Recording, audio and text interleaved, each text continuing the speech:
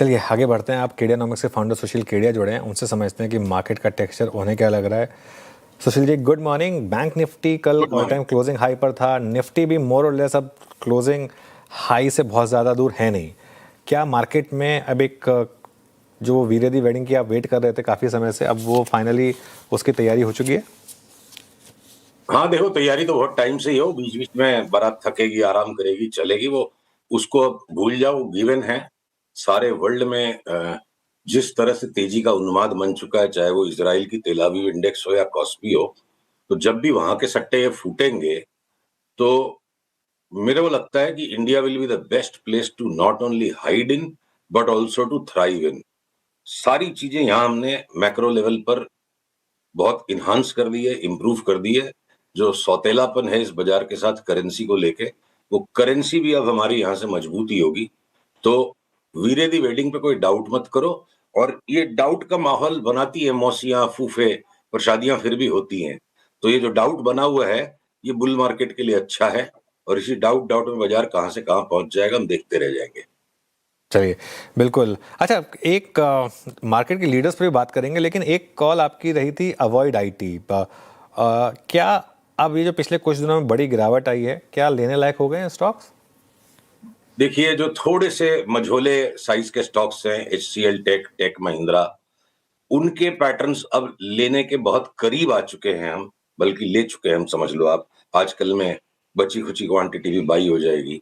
पर ये जो विप्रो, टीसीएस, इन्फोसिस, इनमें अभी भी थोड़ी सी झिझक है। तो बस अब किसी भी टाइम उनमें भी 2-4 दिन में बाई के सेटअप्स बन सकते हैं। तो करेक्शन था, वो हो रहा है, और अब कभी भी इनमें दोबारा बाइंग रिज्यूम हो जाएगी। बीएससी पर क्या व्यू है आपका? ये लगातार अच्छे नंबर दे रहा है, आज ऑल टाइम हाई लगा दिया इसने इस मार्केट में भी। और क्लियरली चाहे एसटीटी बढ़े या ना बढ़े, मार्केट क्लियरली एक ऐसा लग रहा है कि ट्रेडिंग तो लोगों को करनी है, बट एक्सचेंज पर, मार्केट पार्टिसिपेंट स्टॉक्स पर, इन पर क्या व्यू रहेगा? देखिए, सीडीएसएल में एक अच्छा खासा प्रॉपर सोबर ब्रेकआउट है।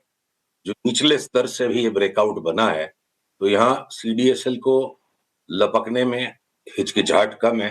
बीएसई बजट वाले कोहराम में 2450 के भाव से आज 3150 है। तो अब बीएसई, देखिए हमेशा क्या है ना, चाहे वो अप ट्रेंड है चाहे डाउन ट्रेंड है, गुड न्यूज पे एक बार जो बाजार को उसको गुड न्यूज को हजम करना वो कर चुकी है आज सवेरे, मुझे लगता है। तो पुल बैक आने दीजिए। बीएससी की re entry much lower levels पे मिल सकती है, वो अंदेशा अभी भी बना हुआ है।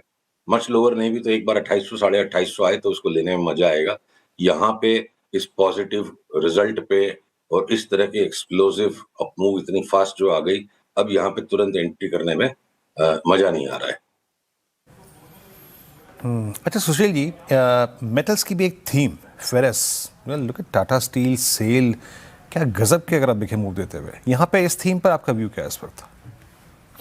तो देखिए, के स्टॉक्स में हमने सिर्फ एक सेल में बहुत निचले स्तर से तेजी की हुई थी, जिसको अभी तक बैठे हैं। जो लार्जर टाइम फ्रेम के पैटर्न्स है, चाहे टाटा स्टील में चाहे जिंदल में, तो देखिए नया भाव आ गया तो उससे उत्तेजना आ जाती है। अब 6 महीने में टाटा स्टील ने क्या रिटर्न्स दिए, 3 महीने में क्या रिटर्न्स दिए, तो ये बहुत नॉमिनल रियल रिटर्न्स हैं इन्वेस्टर्स के लिए। स्टॉक सारे डिस्ट्रीब्यूटिव पैटर्न्स में हैं स्टील के, और रियल रिटर्न जो मिली सेल में उसको हमने दबोचा। अब हो सकता है अगले सप्ताह 10 दिन में हम सेल से भी एग्जिट लेंगे, आने दीजिए पैटर्न को। पर ये टाटा स्टील और जेएसडब्ल्यू स्टील जो ऐसा लग रहा है कि बहुत इनमें उन्माद है, पर वास्तव में तो रिटर्न है नहीं। तो इनको हम इंतजार ही करेंगे बेचने का। हम ये टाटा स्टील और जेएसडब्ल्यू स्टील इस भाव में ले नहीं सकते हैं बिल्कुल भी। तो इंतजार करना बेटर है, यहाँ हम पार्टिसिपेट नहीं करेंगे टाटा स्टील और जेएसडब्ल्यू स्टील। ओके, ठीक है। मेटल्स पे आपका फेरस ग्रुप पे ये व्यू है कि इस प्राइस पे दूसरा देखिए, जो नॉन फेरस मेटल्स में भी देखिए सट्टा पूरी तरह बिखर गया है। चाहे वो हिंदुस्तान जिंक हो, हिंदुस्तान कॉपर हो, दोनों टॉप आउट हो गए। वेदांता शॉर्ट सेल है बिल्कुल, और आपके अगर हिंडाल्को भी शॉर्ट सेल है, चार्ट टॉप आउट हो चुकी है। Non ferrous metals top out हो गए, फेरस का नंबर आने वाला है।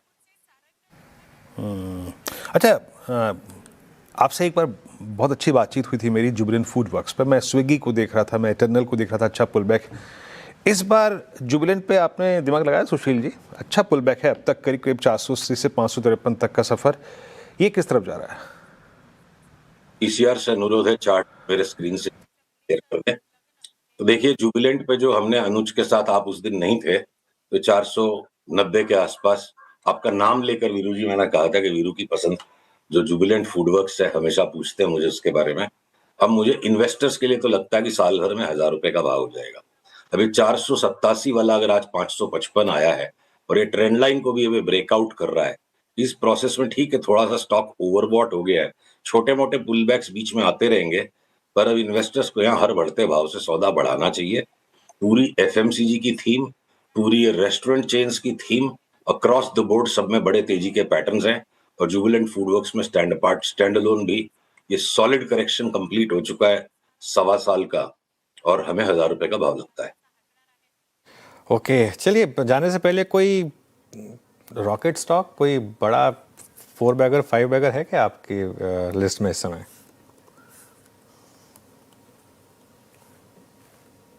है ना? देखिए कोई गोल्ड सिल्वर के ऊपर बड़ा शॉर्ट है हमारा, वो मैं आपको बाद में ऐड करूंगा, पर कल हमने अपने निवेशकों को फिनोलेक्स केबल 2 बातें कह के दिलवाया है कि अगर 6 महीने में यहाँ से डबल भी हो जाए तो अभी ये सोच के लेना है, और इतनी मूव आने के बाद जो अगर यहाँ से वापस इसका भाव डबल होके 20-25% का करेक्शन आने के बाद हम फैसला लेंगे कि ये जो आज संभावना दिख रही है कि फिनोलेक्स केबल 2 से 3 साल में वापस 10 बैगर हो जाए, तो इस वक्त एक फिनोलेक्स केबल को हम उसमें ऐड कर सकते हैं। पर अनुज गोल्ड सिल्वर में जो long term trend top out हो चुका, बड़ा फॉल आ गया और उसके बाद एक जो रिबाउंड बन गया, ये आपके पूछे बिना मैं आपको दिखा दूं क्योंकि ये बिल्कुल बिल्कुल तुरंत करने लायक सौदा है। तो देखिए स्क्रीन पे मेरे जो सिल्वर की चार्ट है एमसीएक्स की, अगर इसको मैं जूम करूं आवरली में, तो आई थिंक चार्ट, हाँ अब आ गई, इसको मैं आवरली में जूम करता हूं, तो ये आप 2,69,000 का स्टॉप लॉस रख के यहाँ बेचो, तो मुझे लगता है 1,60,000 का भाव बहुत जल्दी मिलना चाहिए सिल्वर में। और सिमिलरली हम गोल्ड के अंदर में 1,10,000 का भाव अब अगला पड़ाव देख रहे हैं। बड़ा सौदा 1,48,000 टूटने के बाद करें, आधी पोजीशन अभी लीजिए। तो गोल्ड सिल्वर में क्लियर कट डाउन ट्रेंड है, और उस डाउन ट्रेंड में अभी एक रिबाउंड आ चुका है। आई थिंक डाउन ट्रेंड जोर से वापस रिज्यूम करेगा। ओके, ये फिनोलेक्स में स्टॉप लॉस क्या सजेस्ट करेंगे आप अपने क्लाइंट्स को? क्या बोला आपने? सर देखिए जो चीजों को ये जो स्टॉप लॉसेस होते हैं ना, ये यूनिवर्सल नहीं होते कि कोई फिजिक्स या कोई नेचुरल साइंसेस के स्टॉप लॉसेस हैं। अपनी अपनी साइज के अनुसार भी स्टॉप लॉसेस हम अपने क्लाइंट्स को सिखाते हैं, समझाते हैं कैसे चुना जाए। तो आप ब्रॉडली 5% पकड़ लीजिए फिलहाल के लिए, और अदरवाइज मत लीजिएगा। किसी भी इंसान के अंडरवेयर का साइज और उसके स्टॉप लॉस को पूछना अनुचित होता है। चलिए, बहुत बहुत शुक्रिया आज हमारे साथ जुड़ने के लिए सुशील जी, और अगले हफ्ते वापस बात करेंगे आपसे। ये आज की अब तक की कॉन्वर्सेशन अब